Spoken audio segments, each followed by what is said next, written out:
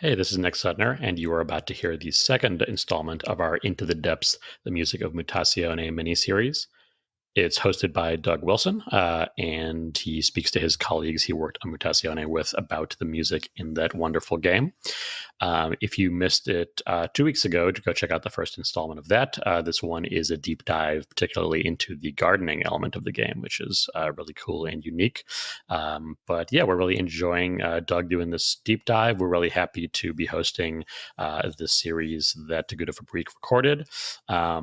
And we are still doing our regular show on this feed on the every other week. I guess these are the off weeks. I don't know what the off weeks are anymore. Anyways, next week on our regular Eggplant: The Secret Lives of Games episode, we're going to have Chevy Ray on to talk about his rad game Eichenfell, kind of a Magic School RPG that's available on basically every platform. So check out Eichenfell and send us your questions and topics for Chevy. We are also going to have our end of the year sort of game of the year picks show a couple weeks after that, which is going to be a lot of fun. And I also wanted to mention that we actually recorded 2 special episodes that right now are exclusive to the game called Airplane Mode, which is a really interesting, surprisingly affecting flying simulation.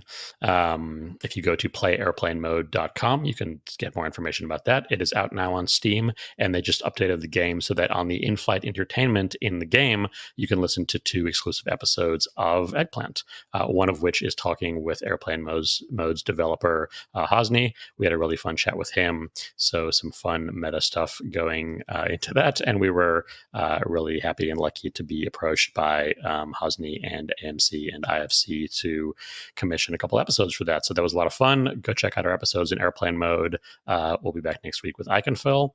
In the meantime, enjoy part 2 of Into the Depths, the Music of Mutazione.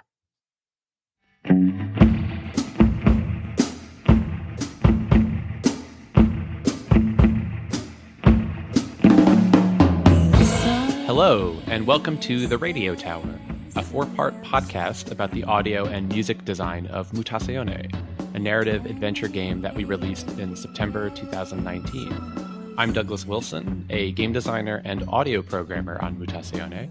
I'm joined here by Alessandro Coronas, the audio and music designer on the game. Hello. And Nils Deneken, the creative director, lead visual artist, and the originator of the whole concept for the game. Hello. So the 3 of us, worked on Mutazione for over 10 years, on and off, with an entire team beyond just the 3 of us. So there's no way we can capture the full story of the developments on this podcast. Instead, we're going to deep dive into the music of the game. How music initially inspired some of Nils' concepts for the game, how we designed our own procedural music system, what kind of influences the soundtrack draws from, and much more. We'll also be playing some excerpts of music, including early concepts and drafts that never made it into the final game. Today, on episode 2, we're going to talk about the procedural musical gardens. First, let's all listen to an excerpt from the gardens from the final version of the game.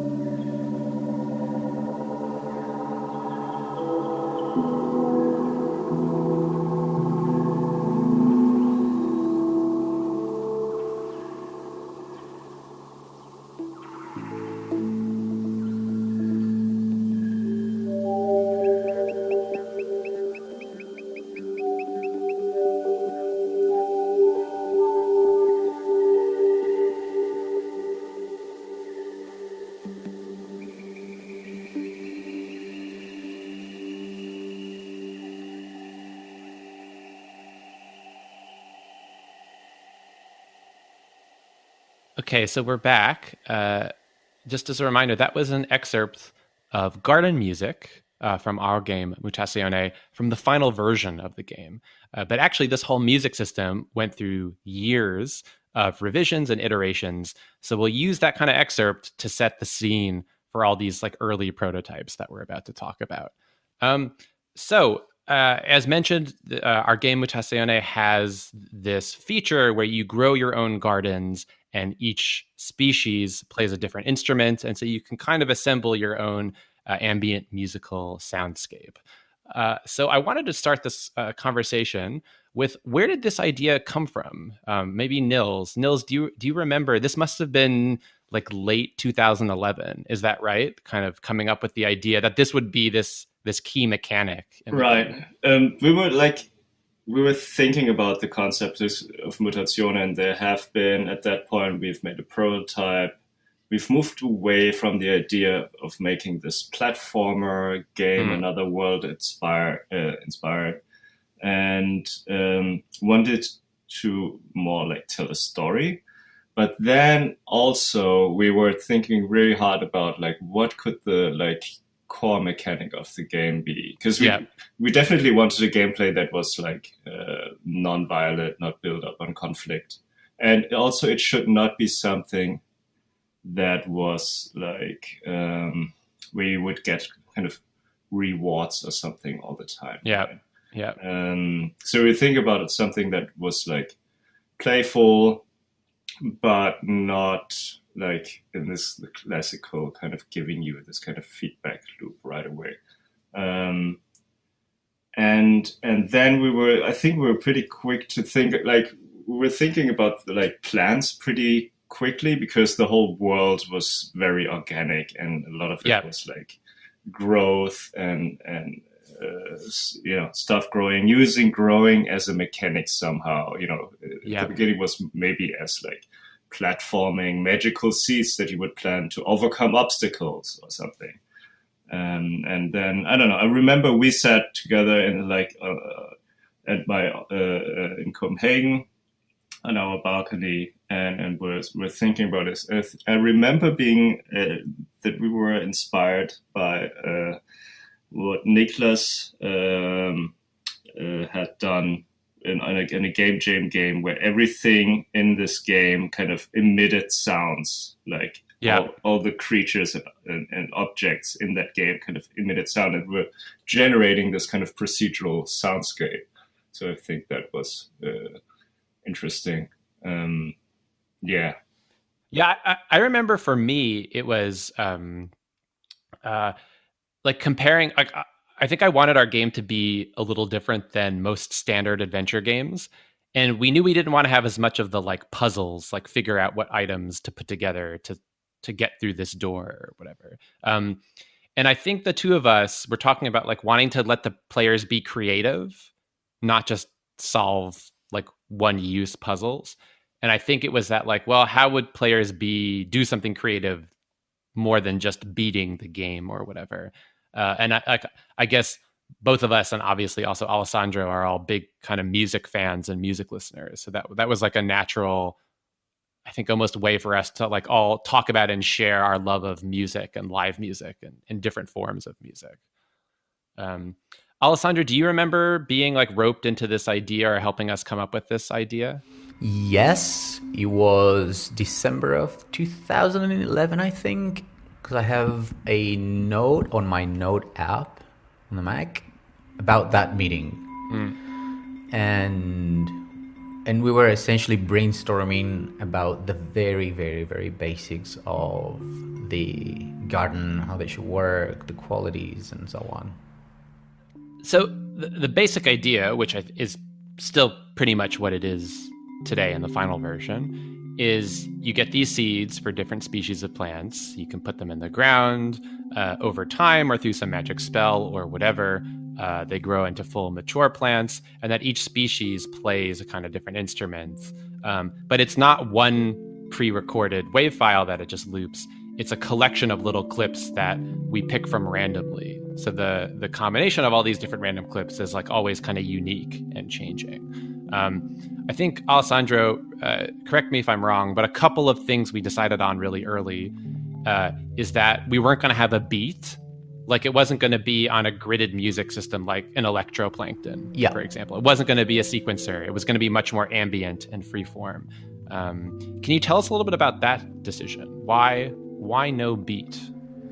The very first reason is actually a technical one, because having beats, without getting into too much into details, requires very special coding and a lot of testing. On the other hand, when I played Electroplankton, it was nice, but the fact that everything was stuck on a grid, it made it pretty predictable as well. Yeah.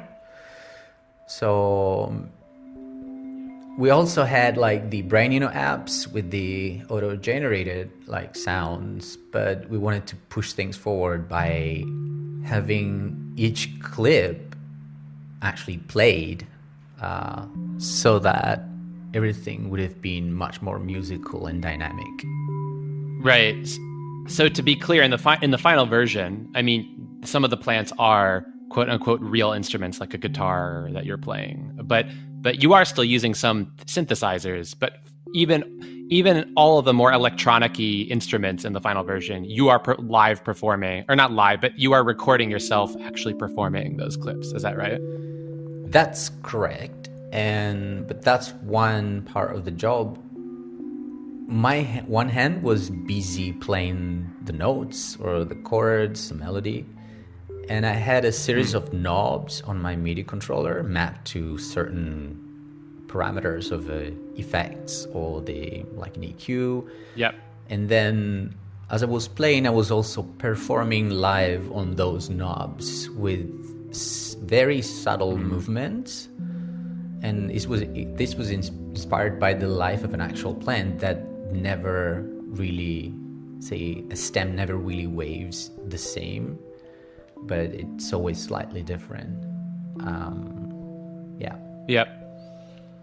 So did you do this by post production with the sounds? Like, did you put a filter on top of that or work with the sounds to get that kind of texture? Or I'll give you an example. Like, imagine we have clip number 1, which has a certain melody, a certain sound. On clip number 2, I would play something similar, but I would maybe make it just slightly darker, and with a pinch of reverb that opens up at the very end, very subtly. And so the clips are like, all the clips in the gardens are like constellated by this kind of micro movement. Now, we'll talk about this soon. So this very basic idea gets a little bit more evolved and specific in some ways. But the very basic of this for us, right, is we have a folder of sounds, a folder of .wave clips or whatever for each species. And then part of the challenge is the program picks, when it's time to play that plant, it has a bunch of rules for like which clip semi-randomly it might play, and how many different plants it can kind of play at the same time and when. But so that was like the very, I think, early basic idea, that all those principles continued through to the end product.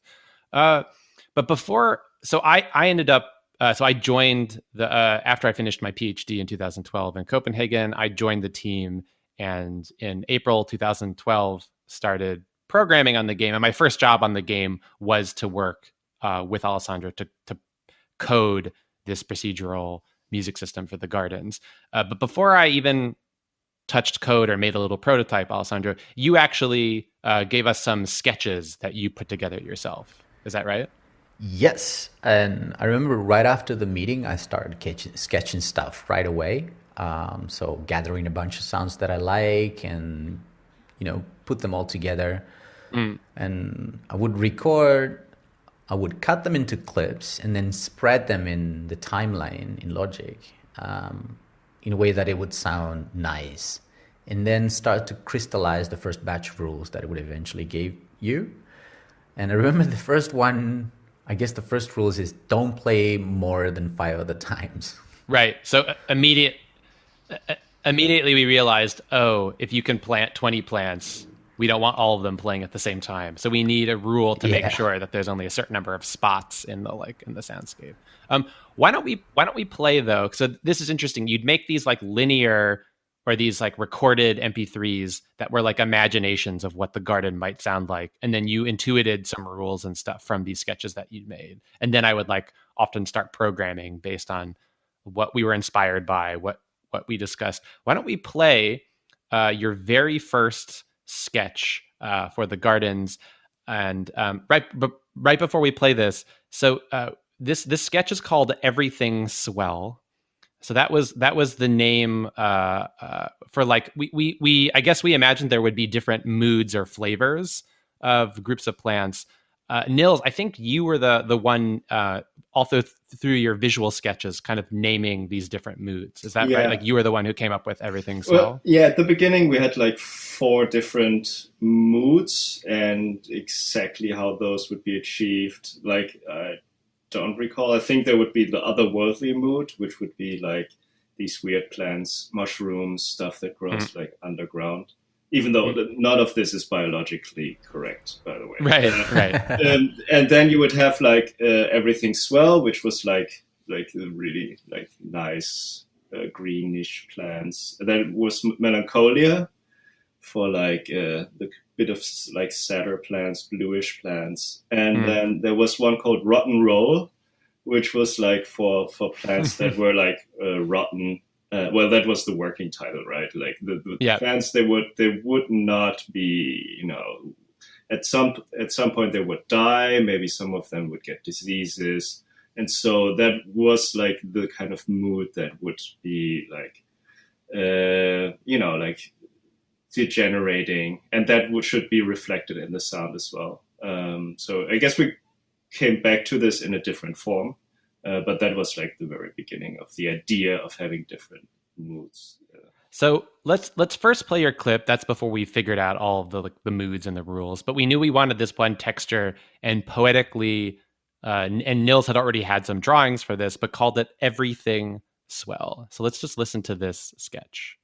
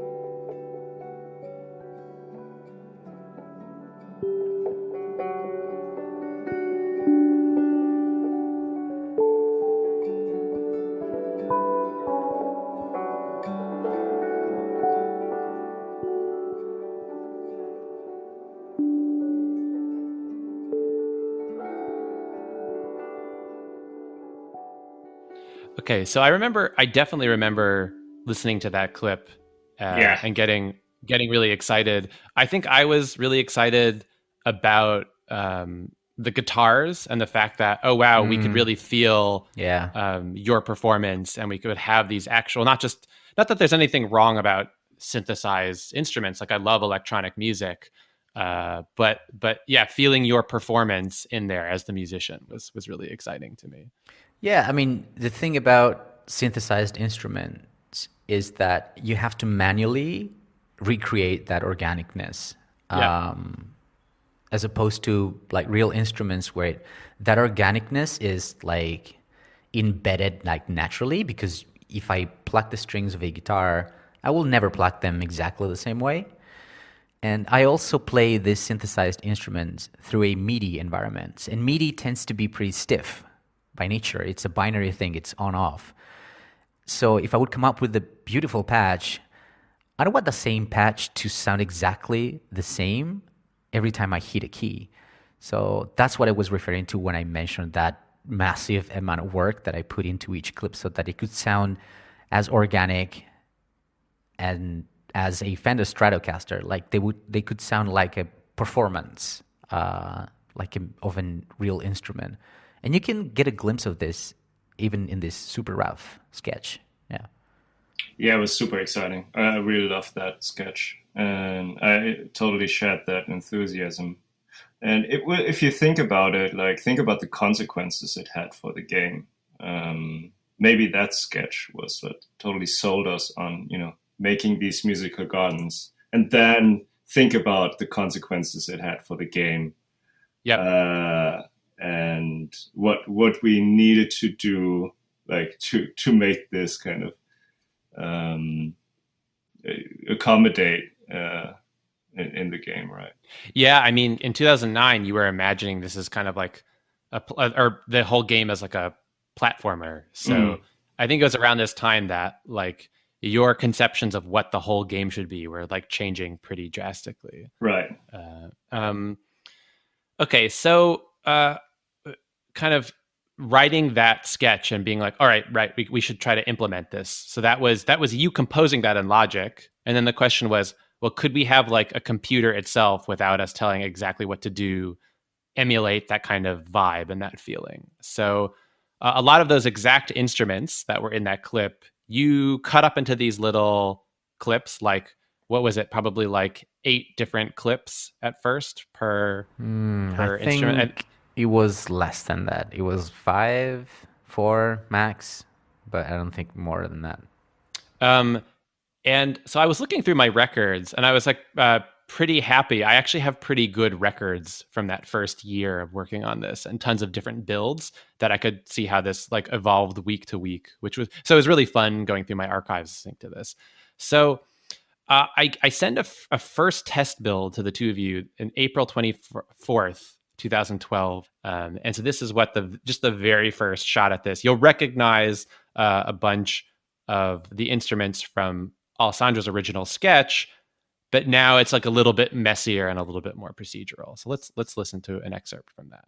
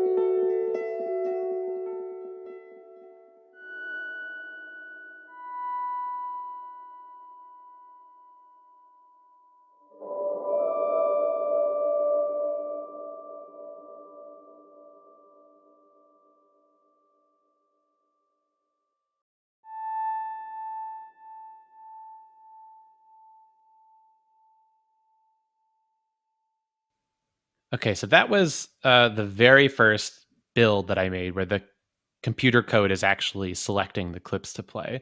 And then within the next 2 weeks, I can see in my archives a bunch of different builds. We added in some of the key features that we were brainstorming at this point pretty quickly. So we added growth stages. And so we imagined that the plants would start, and this was partly inspired by some of Nils's drawings as well.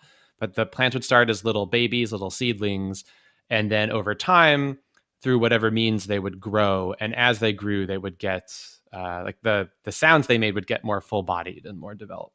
So we had these like 3 growth stages for most of the species.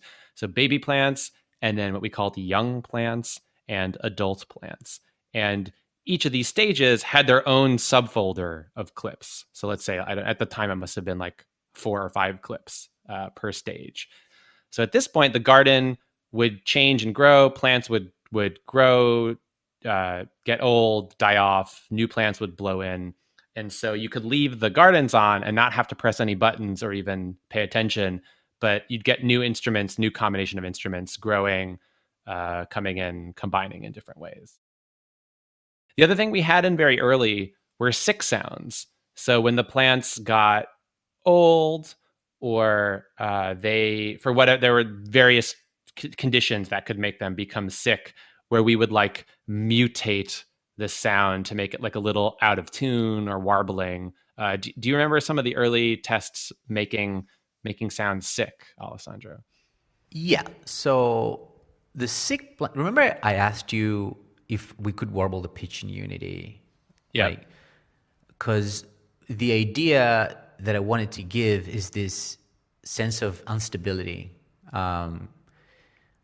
Because even us, when we get sick, we're not centered anymore. The body is busy, healing things, and we're like in bed, probably like this. And so the pitch of the plant now is not stable when they get sick. Yeah. So it's slightly bends up and down. And the dead plants, I had the idea. I read this thing many years ago. Please don't ask me details because I don't remember much about that. But the overall idea was this Russian scientist found out that when someone passes away, the aura apparently still lingers in the air for like a couple of hours, I think it was. And they could measure that with some tools. They could capture and detect the frequency still in the air. And so I wanted to do the same with the plants. So when a plant dies, the sound doesn't disappear right away, but it stays in this soundscape for like, I think it was a minute. Yeah. But the sound now, the volume drops a lot, and I made this big stack of effects in Unity, and the normal clips are now routed into this new processing. So the sound is super washed out, super blurry, and super dark. And it's pretty much, the idea was, let's have ghosts of plants, of the dead plants, still lingering in the gardens for some time. And I think actually it really makes sense if we just listen to like an example. It's an audio capture that I made years ago, where like I let the engine run normally, and then after a minute I clicked on each plant to make it sick, and after another minute I clicked on each plant to make them to just kill the plants. So we can have a glimpse and a feel of how the life cycle of a plant actually ends and sounds like. So let's just take a listen to this little sample.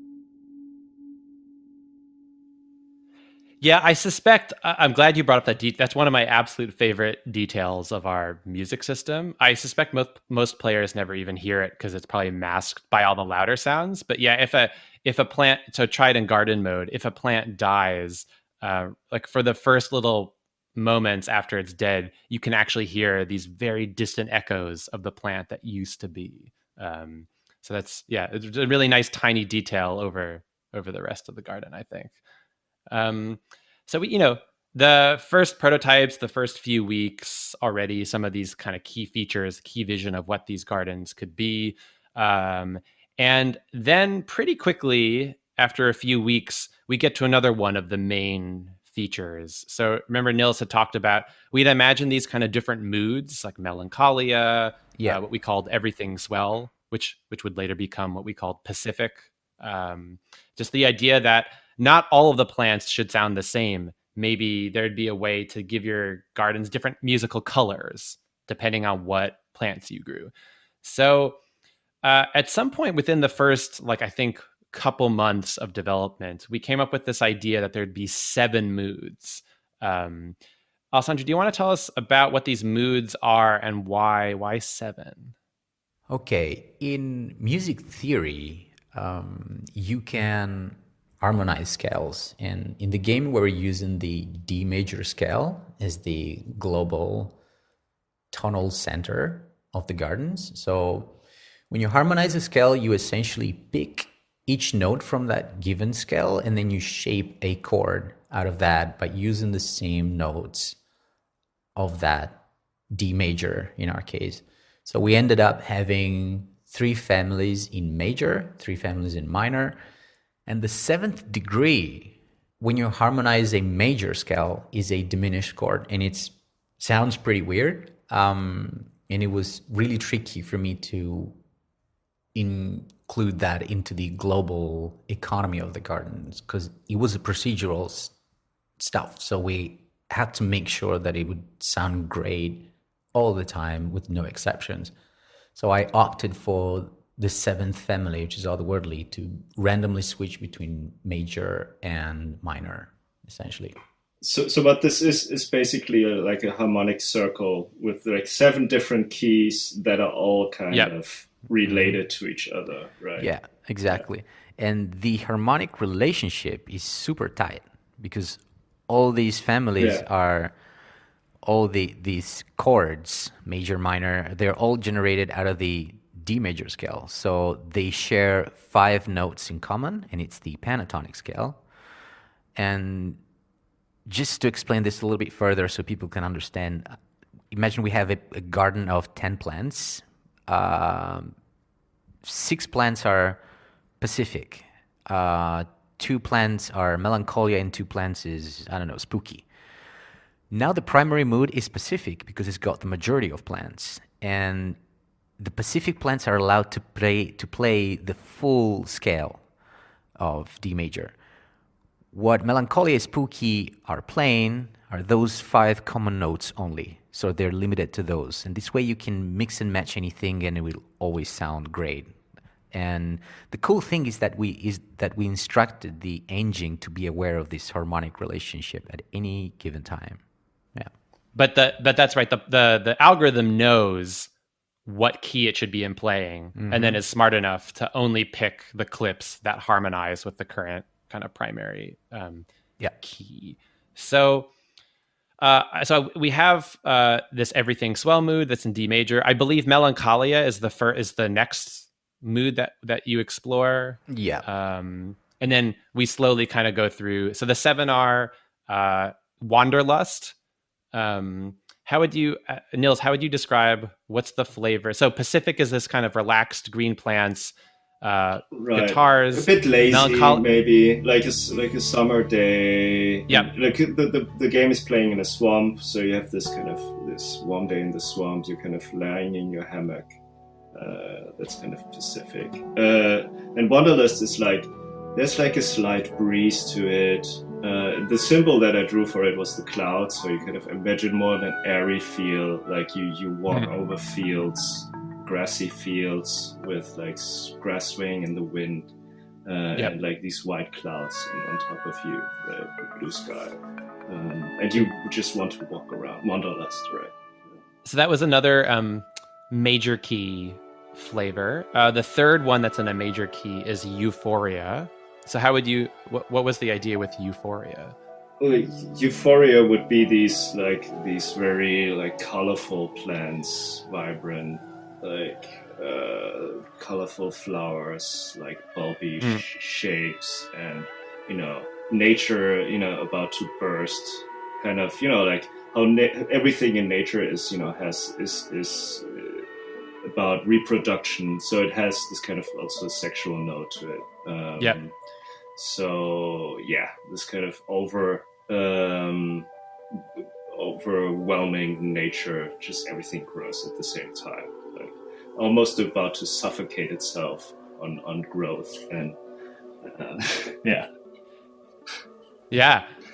and then we had 3 minor moods. So melancholia, which we talked about a little bit. Then we had spooky. Tell us about spooky. Yeah, spooky is the more eerie kind of. Spooky mood, but not scary. No, a little bit. Yeah, it's you get a slight chill over it. It's like these. I only have words in not English for it that right. work. Like the B movie feel of like these scary kind of things that are actually also kind of funny and nice. So like inspired by maybe again because I try to always try to push in like the zombie surf feel into the game, since we did in the last episode we already talked about how that was one of the main inspirations in terms of like vibes. But we moved away from that, so I tried to sneak it into the game through that in terms of direction, like give me some surf guitar and zombie surf feel. Final minor one, harsh, which at some point we also called hardy. Yeah. But these were these kind of dry desert plants, right? Exactly. Succulents, plants that would be tough. And so the sound also needed to reflect that. And I guess we also imagined these different ecosystems, right? These harsh plants are kind of more deserty. The euphoria are like right in the center of the jungle. The spooky ones are in the dark swamp. Exactly. And so I think already we were getting the idea that there would be different gardens that were playing to these different, and I'll talk about that in a little bit. And The seventh, Wanderlust would be like grassy and like open a little bit of field, rocks, and harsh would also be sand and rocks, right? More harsh than Wanderlust, where Wanderlust is kind of in between Pacific and harsh. So Alessandro, tell us about otherworldly musically, because it works a little differently than the other, because the other 6 moods, 3 are in a major key, 3 are in a relative minor key, but otherworldly is not really in a key strictly. Is that correct? That's correct. And as mentioned before, like otherworldly shifts from major to minor, from chord to chord. Yep. And this harmonic freedom is also what inspired me to, when I was designing the sounds, not to make it as defined as the other families. So Pacific with strings and guitars, Melancholia with the orchestral stuff. With Otherworldly, I felt much more free to just add random shit, like weird sounds in it. And yeah. So this, like, I'm busy coding, trying different features, trying different experiments, some of which we'll talk about in a little bit. And you're just off, like, playing with a whole bunch of instruments, kind of tackling one mood at a time. Yeah. So you'd spend like a month or 2 on Melancholia. And then once I had something like 8 to 10 different instruments from that mood, you'd then go on to Euphoria or Wanderlust or whatever that is. And I think I could see from my records, after about 6 months of this process, we had at about like 8 to 10 examples of each of the 7 moods. And I remember some of those moods came really naturally to you. Others kind of, it took you a while to understand. Yeah, like Wanderlust and Euphoria. That were the hardest ones. Oh yeah, for sure, like by a long shot. Because Pacific it came out really naturally with the guitars and strings, and Melancholia is a really clear emotion. Spooky is a really clear atmosphere, and Hardy as well came out really naturally. But Wanderlust, could mean a lot of things, especially when you have to translate that into sounds. But not just that, but also to make a family that is coherent. So Euphoria as well, it seems that's less subdued and more clear, but I would come up with plans that were really euphoric for me, and you would say, no, this is actually maybe a better fit for another family. And my goal, of course, was to make you feel euphoric. So I was interested in your vision of Euphoria. I remember sending you reference songs that were euphoric to me, or had like that feel of Euphoria instrumentation. Yeah. You know what? Looking back, Euphoria hasn't been the trickiest. Wanderlust definitely was the trickiest. And I remember everything kind of became way more clear to me when you mentioned the Studio Ghibli movie and the Pompoko movie. So this feel for Japanese beautiful orchestral music. And that's when I first thought, okay, maybe we're onto something here. And I mean, since it's been a bit of a struggle for me to fully nail Wanderlust, why don't we just listen to a soundscape of Wanderlust in full blossom? Let's just take a listen to that.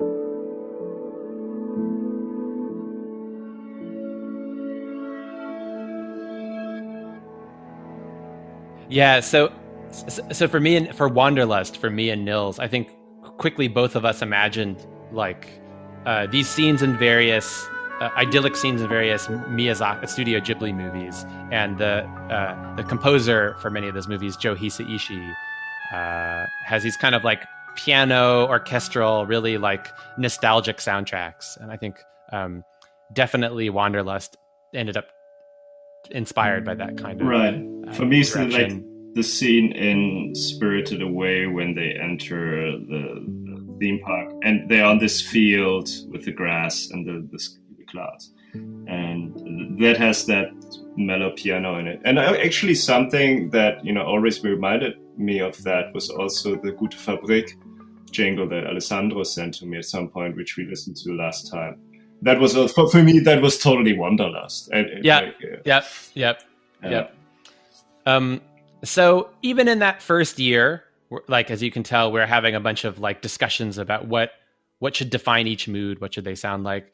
I could see from my archives, Alessandro, you ended up actually scrapping almost all of your Euphoria sounds from 2012 and redoing them in 2013 with this new, slightly wilder, jumpier direction that me and Nils liked more. So by 2013, early 2013, we have like a first draft of the Gardens with all the 7 moods. And there's some other algorithmic details I think to talk about here. So I think one of the things that comes up with procedural music is how random should it be versus how much structured or like hand authorship does it need to have. And I think a few months in at some point, Alessandra, you kind of felt like it was like too much noise all the time, a little bit mushy. And so you had this as like a musician yourself, this sense that we needed to somehow give it some more structure. So one of your ideas that I really took to was this idea that we'd have to give the procedural music soundscape room to breathe, I think is how you called it. Like if it was just all clips all the time, it's almost like the volume is just too loud and starts to drown itself out. So you came up with this idea that occasionally we would wind, like every few minutes, it would wind down to almost near silence before then picking up again to its full clip. Like because we allow something like up to 4 or 5 clips at a time, but that doesn't necessarily mean that we should always be playing 4 or 5 clips. Do you remember more about the genesis of this like breathing idea, or why you thought that was really important to add to this procedural music system? Yeah, so when you compose music, basically what you do is just alternate between sound and silence, between notes and pauses. So that's the reason why it was critical, because at the early stages, the Gardens were like playing all the time. So it was pretty obvious that we needed like moments where the listener could appreciate like a moment of release, like of emptiness, and then back again with music. It was basically like giving the ear a rest, Yep. It's really that simple. I think for me, one piece that really made this like really clear to me and made me understand what you were talking about was Brian Eno's Music for Airports, which is this like super famous piece of ambient music. And I think it's 1/1. So the first of 4 pieces on that album, you can hear these kinds of arcs where it kind of gets loud and busy. And then the whole soundscape starts to die down a little bit. But before it gets to full silence, it kind of picks up. So that whole, the kind of meditative nature of that song on that album is you feel these like waves crashing in, receding, crashing in, receding. And there's something like very relaxing, almost like watching the ocean on the beach, rather than just waves crashing on you constantly all the time or something. So for me, that was definitely a big design inspiration, or that I can't remember. I think, Alessandro, it might have been you who pointed that out to me with that piece of music. But then I was like, oh, okay, I get it. Now I see what Alessandro is talking about. Yeah, and I have to say that for me, my main inspiration from that album is actually the last one. It's 2-2. Oh, yeah, right. Yeah, because I found out about that piece one day. My mom took me to this Zen meditation in this big church, and during the meditation, I mean, this was probably like 25 years ago, and during the meditation, that was the soundtrack. So you can imagine that piece reverberating all over the church with this mega reverb. And at the end of that, I remember I just went to the guy and I said, okay, who's that? I would love to have that record. That album was a huge inspiration for me, I think, for the whole project. Like sometimes, and I know you have a slightly different take on this, Alessandro, but when my friends would ask me, hey, well, what are you working on? Sometimes I would summarize it as like, I want to program this, make your own music for airports. So the idea that you would plant your plans and then they would make your own kind of custom tailored music for airports like album. So for me, because I had heard that album in high school, so I had known of that album for a long time and had really enjoyed it. So yeah, for sure, that was like a big inspiration point for me. I just dug up this quote, which I think is also a big inspiration for me. So I'm a huge fan of the American 20th century composer Steve Reich. And in 1968, he wrote this famous manifesto called Music as a Gradual Process. And there's just this quick quote from this that I love.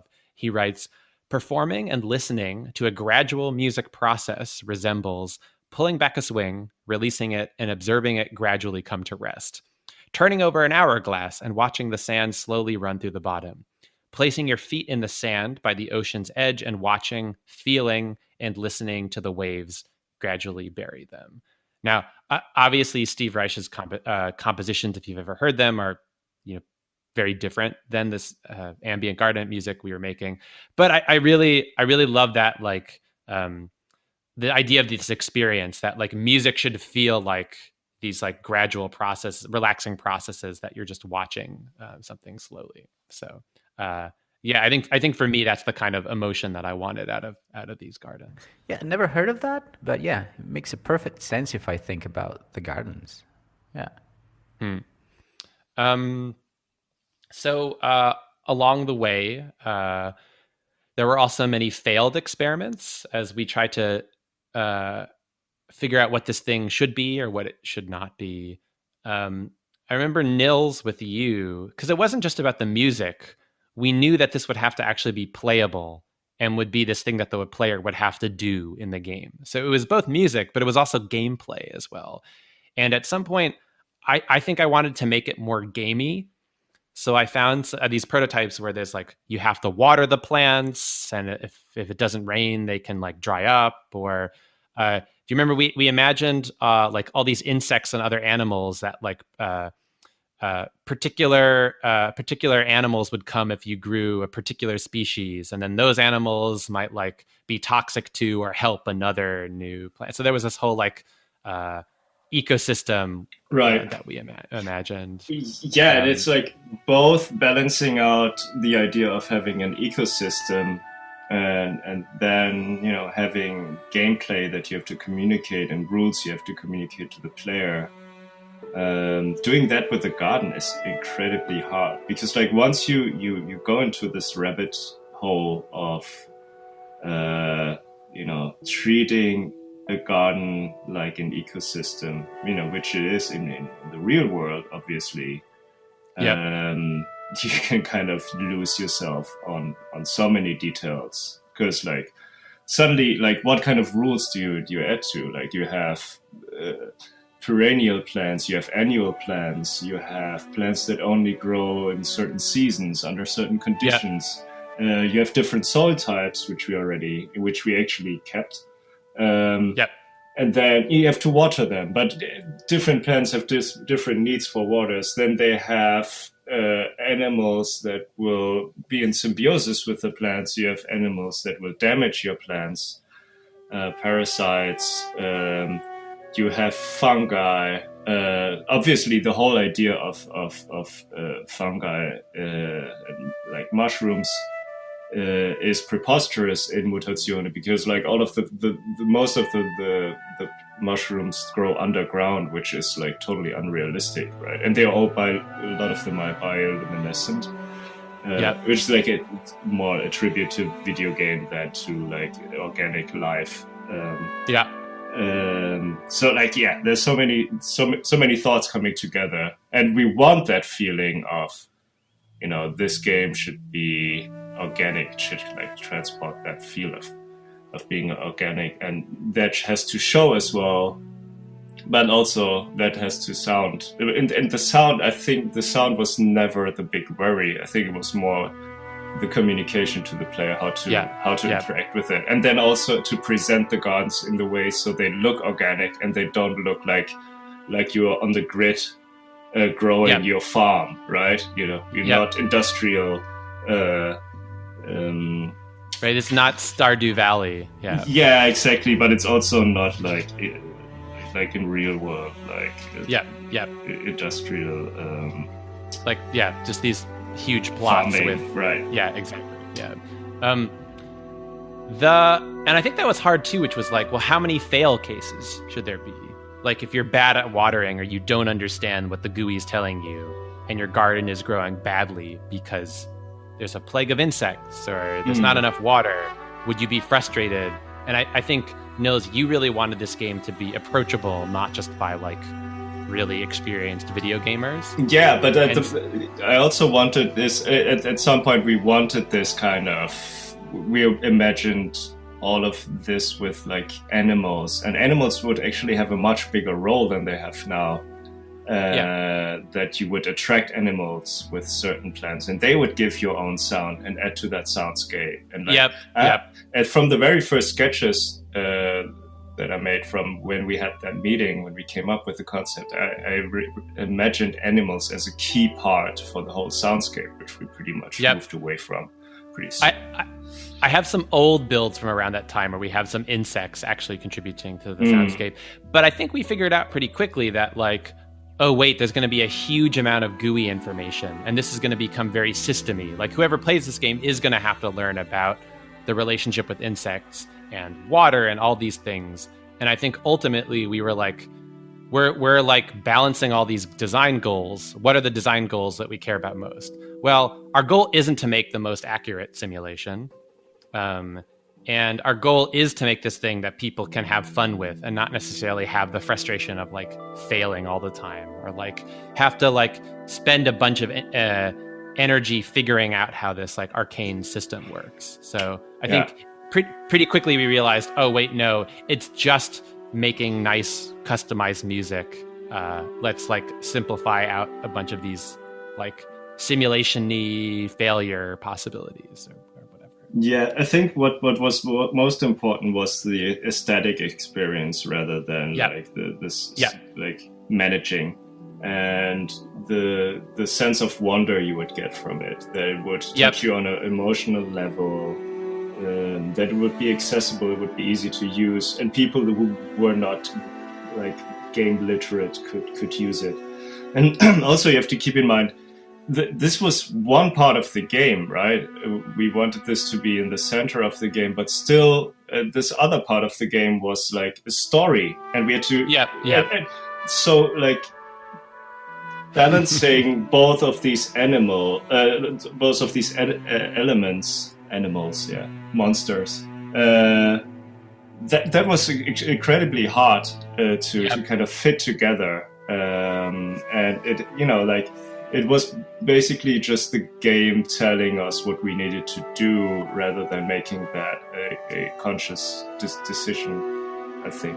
Well, the decision was conscious, but it was not something. If we had the gardens by themselves, we could have approached them in a different way. Yeah, this was such and probably this is partly why there was so many years put on this project, but it's a very difficult thing to tease apart. Are we working on a music system or is this gameplay? And the boundaries between music, art, and gameplay were extremely blurry, and I think it took a while to figure some of that out. Right. Alessandro, even though that this wasn't supposed to be the like most accurate simulation of biology or whatever, you were as a musician, you say you were pretty inspired by the life of real plants. Can you tell us a little bit more about that? Yeah. When designing plants, I always had this vision, like in my mind, of a blade of grass waving in the wind. and it would never wave exactly the same way. And I wanted to bring this quality to the plants like we have in the gardens, both from a sound perspective, so the timbre of a given plant that never stays exactly the same, but is still identifiable. And also the musical behavior, so the live behavior of this plant, which consists of like the kind of musical phrases that I would record. And so imagine like I would come up with a sound that I really love the sound. Okay, I'm going to make a plant out of this. It's great. I wouldn't just record like 70, 80, 90 clips for that plant and just say, okay, I'm done with it. But I would spend a lot of time adding these small imperfections here and there, these small nuances. And what was really, really important for me, what would make it really natural, was to make all these changes in a really, really, really subtle way. So yeah, that's pretty much it. And can you talk about like, you've told me a lot about this, but that you're used to composing like composing and performing regular like linear music, so to speak. But that for you, composing things, because there are always so many countless possibilities of which clips could be playing on top of each other. Like it would be impossible for you to try out all of the thousands and thousands of combinations of different clips together. So how did your composition style have to change in order to like compose for this huge possibility space, not just one MP3 file? Yeah, the first thing that pops into my head is the lack of control that you have when you write for procedural music, as opposed to when you compose linear music. Because linear music, you just lay down a track, and then you add another track, and that architecture will always stay the same. So if I press play nowadays on Yellow Submarine by the Beatles, it will always play the same. With procedural music, that is a big question mark, because you'll never know what kind of combination you're going to get. And so I really had to do some rewiring in my head and kind of extract all the qualities that you would normally use when you're composing music, like dynamics, or play more dense, more sparse, and embed these qualities like first in a given set of clips from a given plant, and then also, which is one of the things that took me the most time, never forget the big picture. So the whole family has to sound coherent, among all the plants. Some plants will be busier, some plants will be would have more of a supportive role, so forth and so on. And then you also had this trick you used to find coherence, because you would often compose family by family. Like you'd spend that month, all right, this month I'm just going to do Melancholia plants or whatever that was. So you were saying you'd often record new clips with the existing prototype playing in the background. Can you tell us a little bit about that? Yeah, that was a huge time saver, like for me, because you have no idea how quickly you lose track of things when you're dealing with multitude of clips, plants, families, growth stages, and whatnot. So the process was that if I had to work on a new plant, I would listen to what I already did for that family. So let's say Melancholia. Melancholia tends to be long, washed out, a lot of reverb, really calm. And by listening to what I already had, I would realize that, okay, we're missing some, sharp angles or glitters. And then I would actually record the new clips while I was listening to that. So I was anticipating how it would have sounded like. And if there was something that wasn't working in what I was recording, that would have stood out super quick and made the process match faster, actually. And also much more musical, because I wasn't playing something that I'd already played before, right? I think another weird part of this project that might be worth talking about was like the two of us collaborating, Alessandro. And how much, because you were definitely leading all the big kind of musical ideas, and after your mock-ups, you would come to me and propose rules about how this music system should work, or maybe we should try this. But then I'd actually have to go and program your directions, right? Like convert that into code. And they're like, composing procedural content systems is so complicated. Like there are always tiny little design decisions that I would have to make, and I'd have to figure out how much to consult you and how much not to overwhelm you, and sometimes just make a small decision myself. We were constantly having discussions about these tiny little, like you would come up with a rule, but then actually there were many different ways to like implement that rule. Yeah, exactly. And I actually have a question for you. Yeah. As a programmer, like what were your challenges when you were crafting the code? Because, I was a musician coming to you and say like, okay, we need to do this, this and that. And I would probably sketch something on paper so you could understand better what I had in mind and what we needed. And on the following build, you would say, okay, the new rule is implemented. But you have to tweak this, and this, even up to 4 or 5 parameters just to get that single rule working. And I always wondered, like... Yeah, I think this was a really... I mean, wait, did you swear a lot, like in your own little room? Like at night when I would come up with a new rule and he would say like, okay, we'll do it, but it's not that obvious. You were a very patient collaborator, which I'm very grateful for, because you'd often say this and I'd go, Alessandro, but like, it's more complicated than that. And then I would try to get... You said that a million times. I would try to like explain all these, because I'm thinking like a programmer. And so I'm thinking in like algorithms and data structures, how we could use this data structure, or what about this one? And then sometimes you'd be like, I don't know, like, let's just try one, because it was so I think sometimes I like learn this lesson. You have to I think with every collaborator, you have to learn exactly what the balance is, like how much computer science do I need to discuss with you, and how much do I actually just need to like make a decision. So along with that, right? So we were working in Unity, and I would make these custom Unity interfaces for you to like adjust all the little parameters of how the system worked. And so I think whenever you're making tools for someone, how complicated should that tool set be?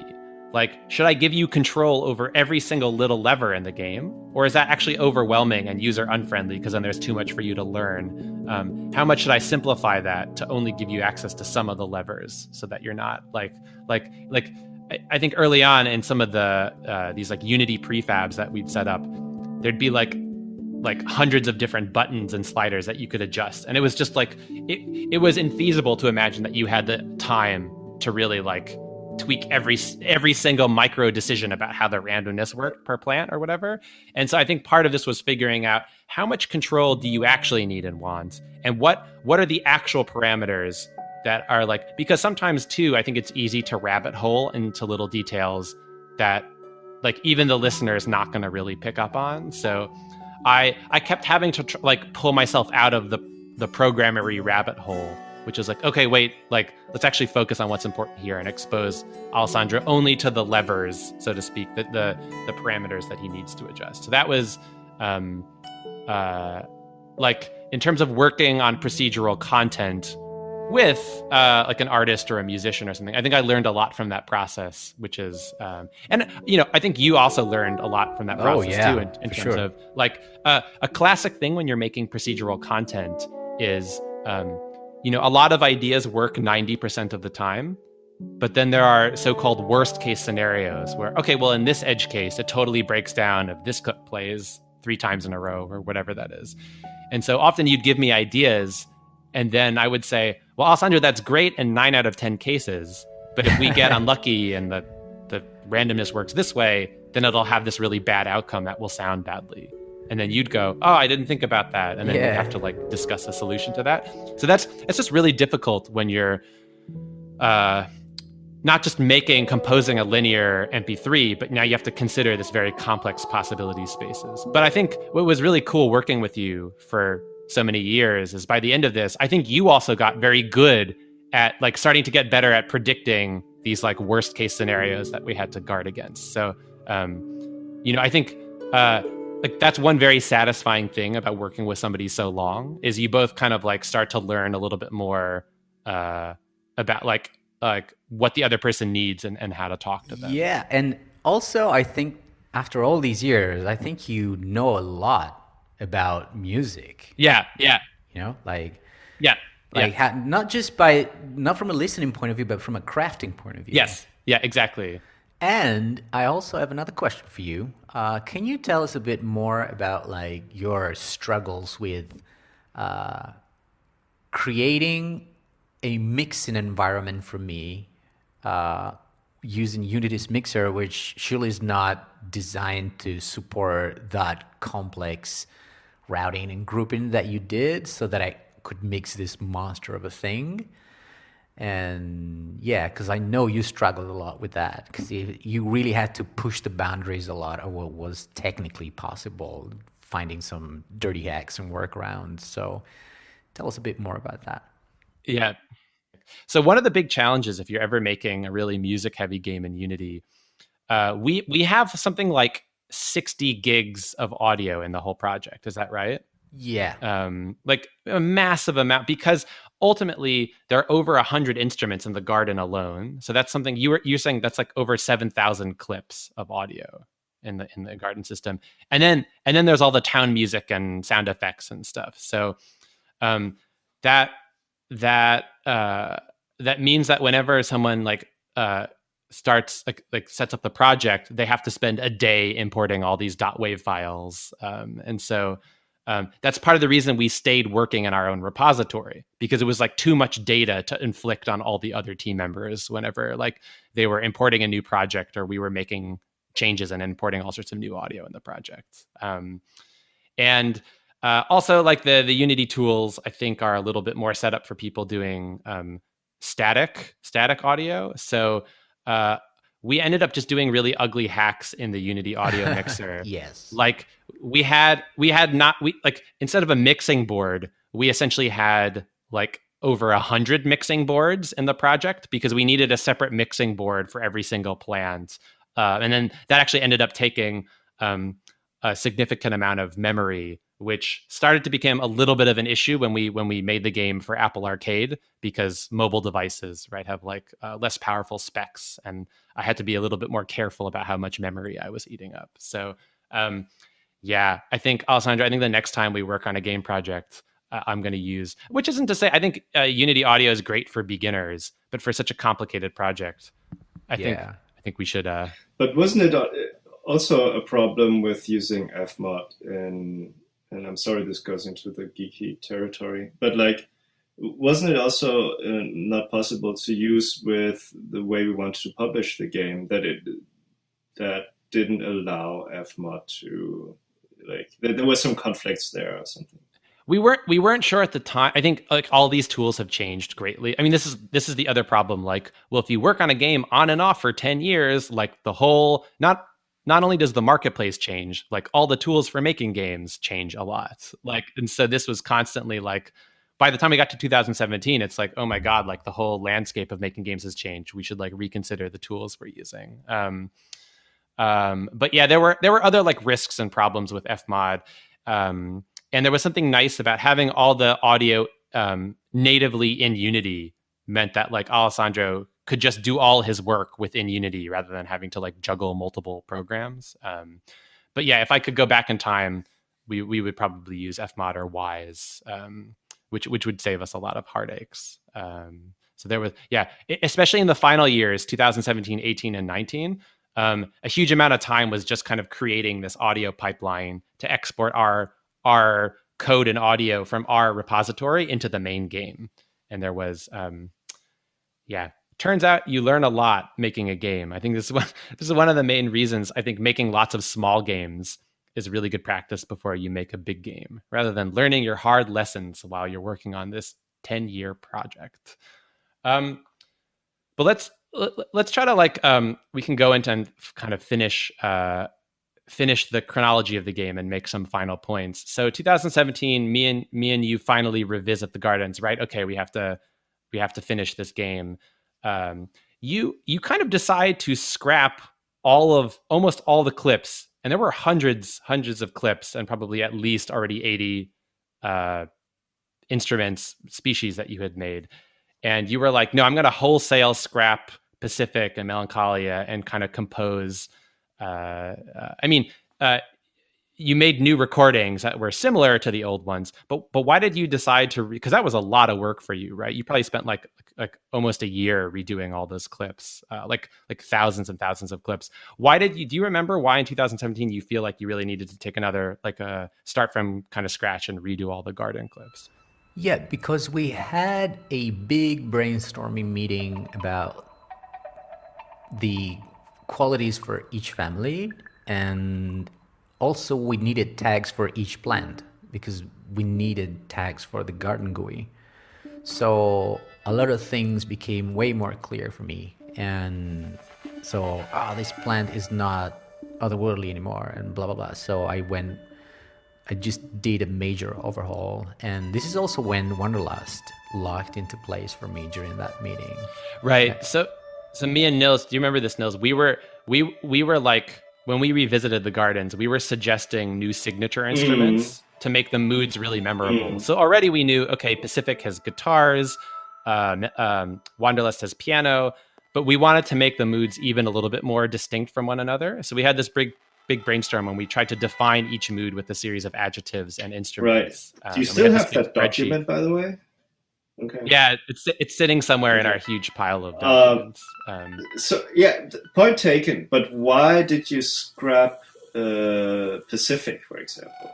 Because you did everything from scratch. Yeah, the first reason is the way I do mockups.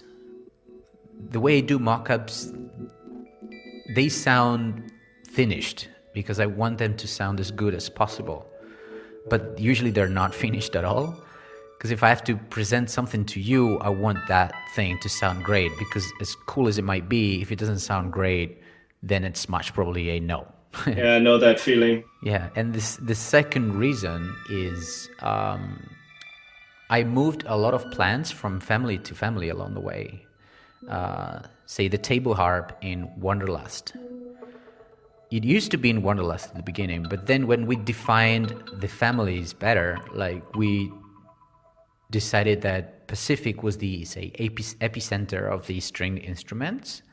So I moved the table harp to Pacific. And Pacific is in D major, Wanderlust is in A major. So I had to re-record all the clips for the table harp because they were in two different keys.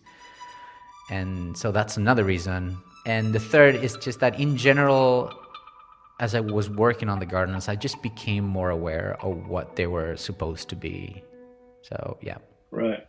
Yeah, and also sometimes it's less work to scrap the whole thing and start from scratch. I know that feeling from making, drawing a background or something. When you try to correct something that is wrong, and then often you spend much more time when doing those corrections or tweaking those lines than just drawing the whole thing from scratch. Yep. I mean, that was true for the code.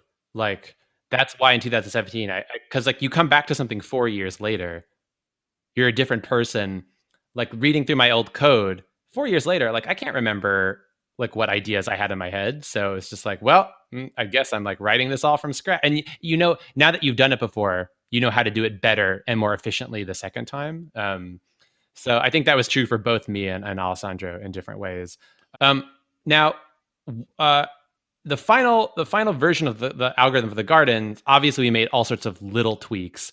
I would say one of the probably biggest design idea that we added in this last few years of the game when we came back to the gardens was what you called mega clips. Can you tell us? So these were longer clips, because up until now we had kind of limited everything. So baby clips might be as short as 5 seconds long. But the full-bodied clips, we'd usually only limit to about 40 seconds, right? We did want them to be these fragments, not full pieces of music. But then you had this idea towards the end that, well, maybe we actually need a little bit more structure in this ambient soundscape. So can you talk about what are the megaclips and how do they provide structure? So in a nutshell, the gardens are a huge freeform performance. And after listening a lot to that, I was craving for some stability, like a momentary structure. And the first mega clip is actually a happy accident, this whole idea, because I was recording some clips for Wanderlust, the piano, and with the engine in the background. And I recorded this little thing with a tempo on it. Like I was imagining a time in my head, like a beat. And so I had to move away from the computer for some reason. Probably I had to pick a glass of water or something. And I put this clip on a loop and I was listening to that with the engine running in the background procedurally. And it was magical because that gave me the illusion of a song structure because there was a tempo embedded in this piano clip. So, and everything was magically locking together to that. So that was it. Do you feel like it's like a soloist in a jazz ensemble or something, where someone goes for their big solo and the other players feel like they're more supporting the solo? You think of that the other way around, actually. Because the mega clips, they provide this rhythmic support to the soloists. Okay. Yeah, which are the actual plants playing procedurally, that they just move around freely. And the interesting thing is that, again, it just seems like it's something that's been prepared, beforehand. So it's not like fully randomized, but this really tiny rhythmic input that you get from mega clips kind of locks everything into place. And I actually thought it was like interesting for people to listen to an example of how mega clips actually sound like and what they do to this, random soundscape of the gardens. Along the years, I made a lot of audio captures of the gardens for my own pleasure, and this is an extract of a huge 50 plus minutes Wanderlust soundscape where like a mega clip happens, like a mega clip moment. And the first 10 seconds, I think, is still procedural. And then after 10 seconds, you can pay attention to these small bass notes, tiny, delicate bass notes from the piano, and how everything locks into place on those. Let's just take a listen.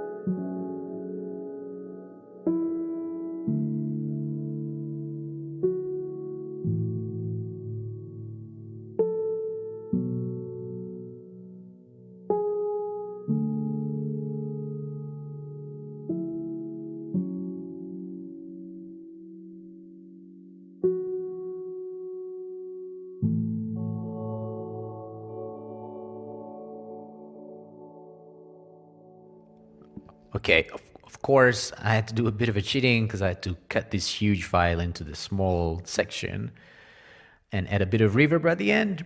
But this was 100% organic garden music, no edits. And the funny thing is that the idea of having longer clips, it's not coming from the garden. It actually comes from town music. And when I was working on the very early sketches in 2013, everything was super fragmented by then. And I don't know if you remember that, but we scrapped the idea because it was a nightmare for me to test. Yeah.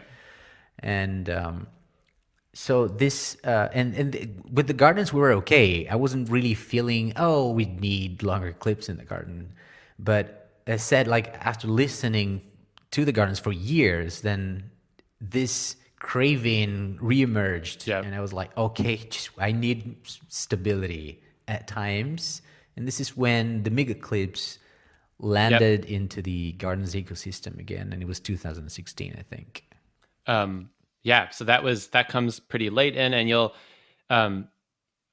only some species of plants have these special mega clips, right? Some of the bigger, more impressive plants often have these special longer clips that I think really, as Alessandro's mentioning, really come to the forefront of the soundscape. So if you plant a tree, for example, in the gardens, then you will likely, if they've grown to full size, you will likely hear a mega clip at some point. I can't remember how many, but yeah, I think most of the bigger plants and many of the trees have these special mega clips. We often try to, we were pretty careful about how we like what music did we assign to which graphics, and we often tried to put the really memorable, more elaborated signature instruments. We gave them to some of the like bigger, more memorable visual plants in the garden. Yeah, and I also made very few mega clips for the plants that have them. Because we remember we tuned the algorithm in a way that this would be like a really special moment, so that doesn't happen that often. And I think we put a lot of emphasis on that. So we finally launched the game in September 2019. Obviously, there's so much more to talk about, but you could go on forever. But we launched the game in September 2019.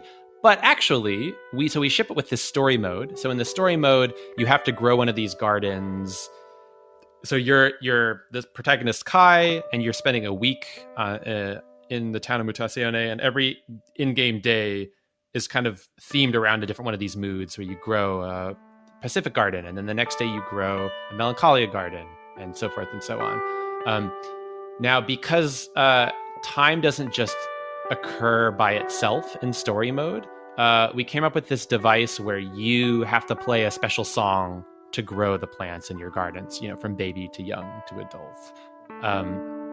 We had always imagined that there would be a story mode, but then also there would be what we called garden mode, where it would be that original vision of the gardens, where you could time itself and you could adjust whether that happened slowly or quickly, but time would flow morning, afternoon, evening, night, again and again, and you could just leave it on and watch your garden slowly mutate. New plants blow in, plants die, and so you could like read a book for 3 hours, and it's not always just the same 18 instruments in your garden. They slowly change, replaced by new ones.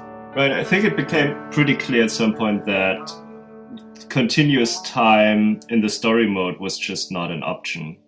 Because, I think that was like how we imagined even story mode at the beginning, that it would still have time continuing without you doing anything, and it would just time would just be flowing like in other game, like some other games, and not all of them obviously, but like in that way you would have those growing gardens, but that like we were suddenly, this kind of getting those two aspects combined was just impossible.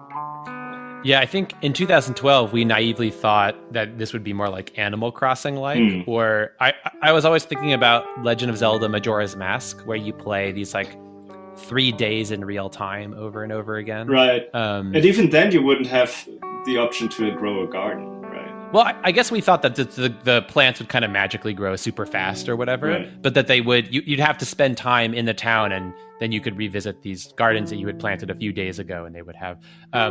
So, the garden feature is designed in this moment where in 2012, where the rest of the game is super underspecified. And then by the time we return to it in 2017, 2018, we're like, oh, wait, no, we're making this like more linear, traditional kind of story adventure game now.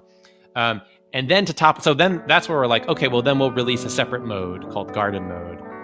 But in 2019, we decided to release our game on Apple Arcade, which now we were like, well, we have less than a year to release this game, and we now have to port it to phones and all sorts of things that we didn't. So there was this big kind of rush at the end to do all this work we hadn't anticipated. And so one of the cuts that we had to make was like, well, we'll have to do Garden Mode later. That'll be like a free update. And we did. In December, we gave this free update to the game. Yeah, luckily. Where now there's an additional mode to story mode called Garden Mode, where you can leave the almost like a music visualizer or something. Leave this music on, and with this feature too that you can share seeds. So if you collect a really cool plant that has the cool instrument attached to it, you could grow that plant, grow some seeds, and then over the internet send that seed code to your friend so that they could have that instrument as well. I think, and that was definitely the only way we could finish the game, so I don't regret that at all. But I do kind of, it's a shame we didn't launch Garden Mode at the same time, because I feel like that initial wave of media coverage of the game didn't really get to see the garden as it was always imagined from the beginning. I think it's a great thing to have in story mode, but for me, the pleasure of it is like, I'm going to leave it on for 2 hours as I cook, and I do want the composition of instruments to slowly change so it doesn't get stale. You don't get sick of the same instruments. Yeah, and you have no rush to leave the gardens. Like in the story, you're kind of you're still anticipating, okay, what's going to happen next? Like now I have to grow this plant, have to harvest this one thing, give to this one person. Should get on with it. And with the just garden mode, you have no there's no need to kind of go anywhere else. Right? You just leave them on. I hope people who did play and enjoy story mode, even if they did it early on in the release, will go back or have gone back to try garden mode, because that was really, I think, the thing that I had always imagined. So it was very strange to work on this thing for like on and off for 10 years and then launch it, without like the way it was initially imagined. It was all, I think, I'm already so proud of the whole team that we managed to release it. So it was, I'm impressed that we even got it in.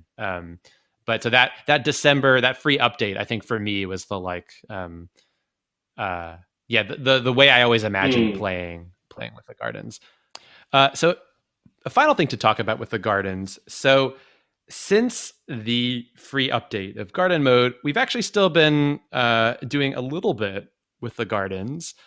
So for example, for a talk I did last year here in Melbourne, I actually did a kind of live performance of the gardens using this strange feature that we have in our kind of like developer tools that Alessandro called freestyle mode.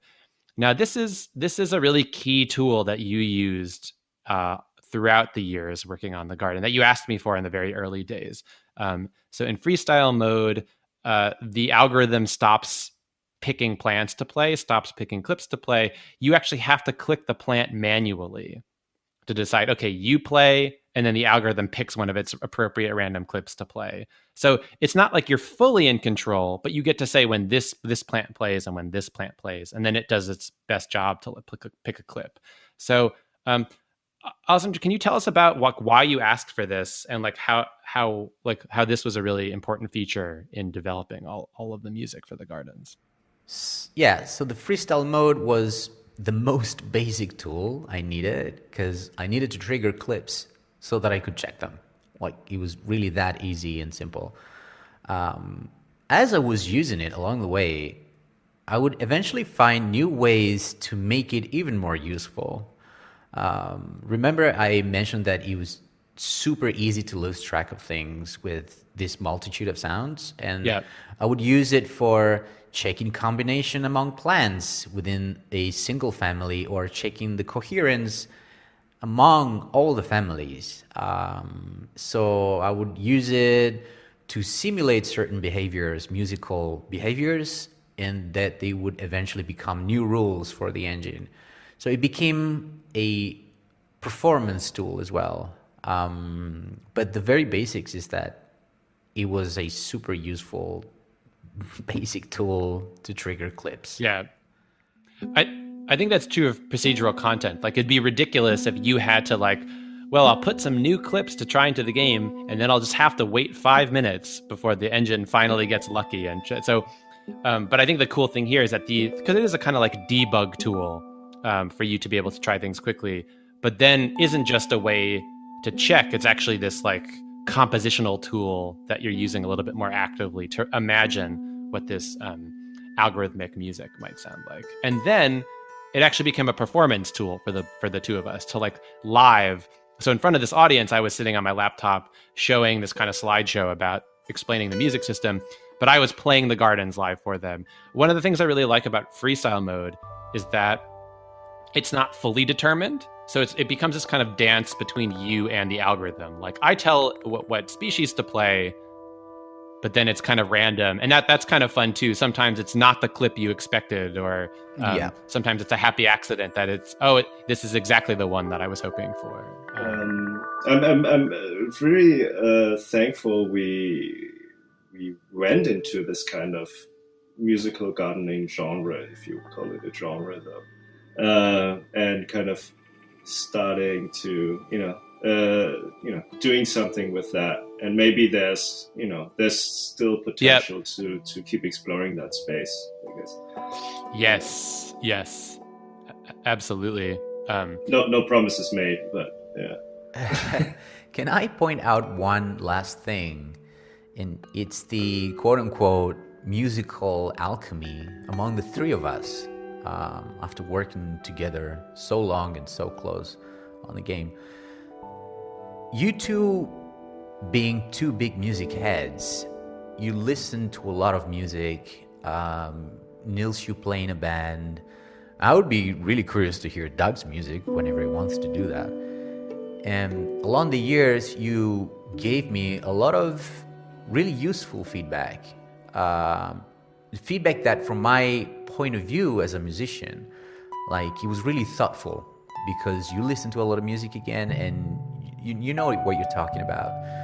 And I wanted to point that out because it's hard to credit people properly for what they did. Most of the time you have to be really brief and say, okay, you did this, you did that.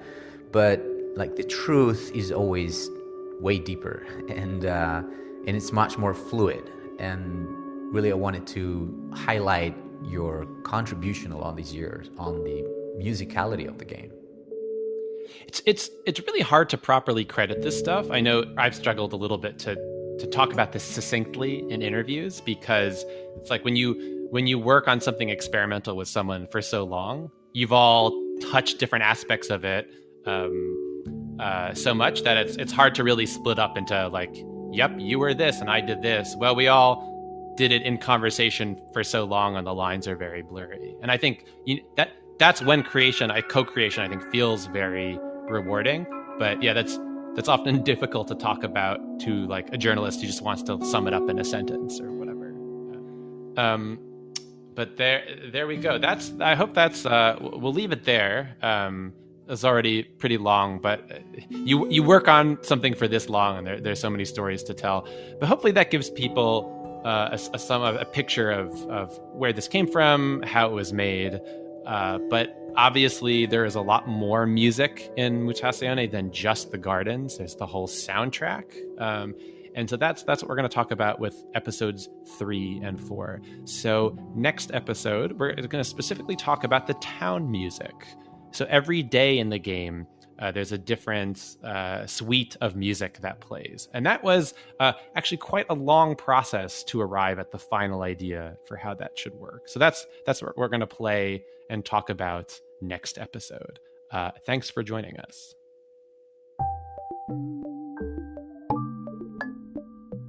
We'll be posting all 4 episodes of this podcast, The Radio Tower, to the Gudefabrik blog, releasing each new episode monthly. On the blog, we've also linked to some goodies related to this episode, including Spotify playlists from both Alessandro and Nils, in which they share their own musical influences on the world of Mutazione. They're a treasure trove of excellent music recommendations, so don't miss them. Find all of this info at gudefabrik.com or follow us on Twitter at Gudefabrik. That's Gutefabrik. See you next episode.